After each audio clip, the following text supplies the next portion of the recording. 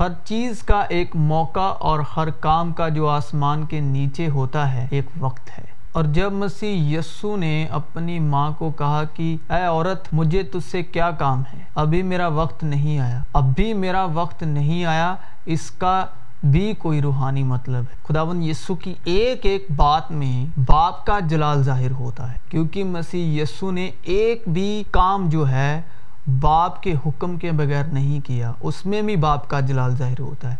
और इस बात पर बाप का जलाल जाहिर क्या होता है वो हम खुदावंद के कलाम में से देखेंगे। लेकिन जब वक्त पूरा हो गया तो खुदावंद ने अपने बेटे को भेजा जो औरत से पैदा हुआ और शरीयत के मुताहत पैदा हुआ, ताकि शरीयत के मुताहतों को मोल लेकर छुड़ा ले। लेकिन ये इसलिए होता है कि दुनिया जाने कि मैं बाप से मोहब्बत रखता हूँ, और जिस तरह बाप ने मुझे हुक्म दिया मैं वैसा ही करता हूँ। ये ना समझो कि मैं तुरेत या नबियों की किताबों को मनसूख करने आया हूँ, मनसूख करने नहीं बल्कि पूरा करने आया हूँ। क्योंकि मैं तुमसे सच सच कहता हूँ कि जब तक आसमान और ज़मीन टल ना जाएं, एक नुक्ता और एक शोशा तुरेत से हरगिज़ ना टलेगा, जब तक सब कुछ पूरा ना हो जाए। ये हुक्म मेरे बाप से मुझे मिला है।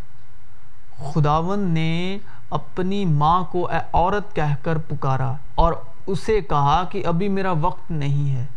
और ये हर एक चीज़ खुदावंद के कलाम में लिखा है कि एक एक नुक्ता और एक एक शोशा तुरे से हरगिज़ ना टलेगा जब तक कि वो पूरा ना हो जाए। और ये हुक्म मेरे बाप से मिला है। उसकी माँ ने खादमों से कहा, जो कुछ ये तुमसे कहे वो करो।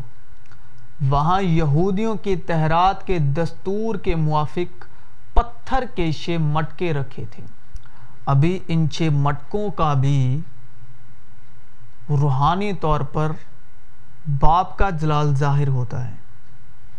अब जो ये पत्थर के 6 मटके हैं, मसीह यस्सु इनके वसीले भी बाप का जलाल जाहिर कर रहे हैं, कि क्योंकि मसीह यस्सु का मकसद ही यही था कि बाप के हुक्म को पूरा करना और बाप के जलाल को जाहिर करना।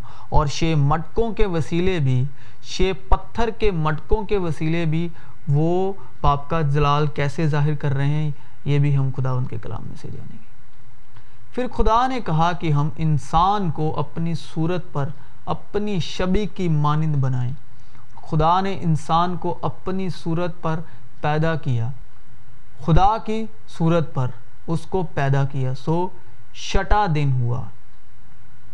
खुदावंद के कलाम के मुताबिक जो 6वां दिन है वो आदम का था, यानी कि इंसान का था।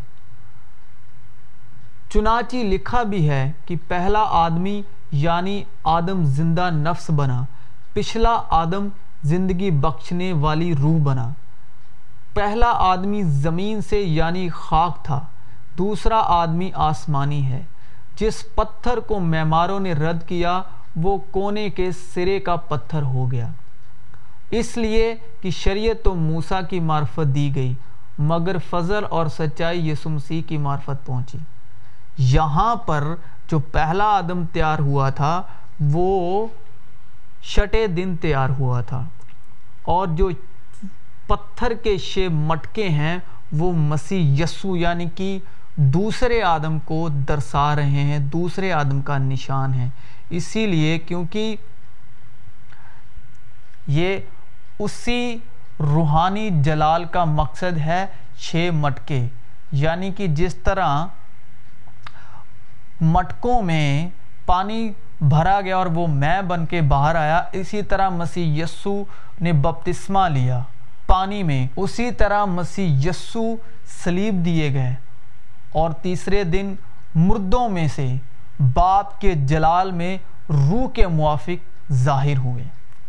ये मकसद है 6 मटकों में पानी का जाना और फिर उसको मैं बन के बाहर आना। और उनमें 2-2, 3-3 मन की गुंजाइश थी। उस जो 6 मटके थे उनमें 2-2, 3-3 मन की गुंजाइश थी। ये 2-2, 3-3 जो लिखा हुआ है खुदावंद के कलाम में, इसका भी रूहानी मकसद है। और जो ये 2-2 3-3 मन की गुंजाइश थी, इससे भी मसीह यीशु बाप का जलाल जाहिर कर रहे हैं। वो कैसे जाहिर कर रहे हैं? और उनमें 2-2 3-3 मन की गुंजाइश थी उन 6 मटकों में जिसमें पानी भरा, उन 6 मटकों में जो खादमों के वसीले जिसको खुदावंद ने मैं में बदल दिया था मौजे के तौर पर, उसमें 2-2 3-3 मन की गुंजाइश थी।